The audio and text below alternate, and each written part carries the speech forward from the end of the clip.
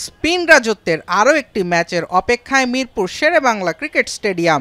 প্রায় ২৫ মাস পর ঢাকায় ওয়ানডে ক্রিকেটের প্রত্যাবর্তনের সিরিজে এখন পর্যন্ত নায়ক স্পিনাররাই।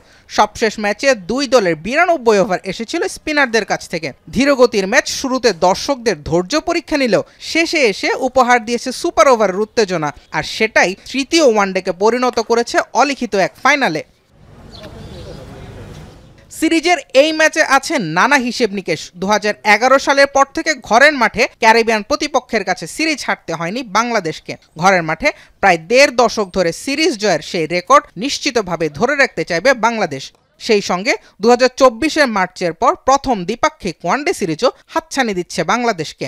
এছাড়া ২০২৭ বিশ্বকাপে সরাসরি খেলার সমীকরণটাও বিবেচনায় থাকছে সিমন্স শিষ্যদের জন্য। দুই দলের মাঝে আছে মান বাঁচানোর হিসেবও। চলতি দশকে এখন পর্যন্ত সবচেয়ে বেশি ওয়ানডে হারের বিব্রতকর রেকর্ডটা ক্যারিবিয়ানদের সঙ্গে। গত ৫ বছরে ক্যারিবিয়ানরা হেরেছে ৪৩ ম্যাচ, বাংলাদেশও খুব একটা পিছিয়ে নেই। ৮১ ম্যাচে ৪১ হার টাইগারদের। শতাংশ বিবেচনায় বাংলাদেশের পরাজয় ৫০.৬১ ম্যাচে, বিপরীতে ওয়েস্ট ইন্ডিজের হার প্রায় ৫৬% ম্যাচে।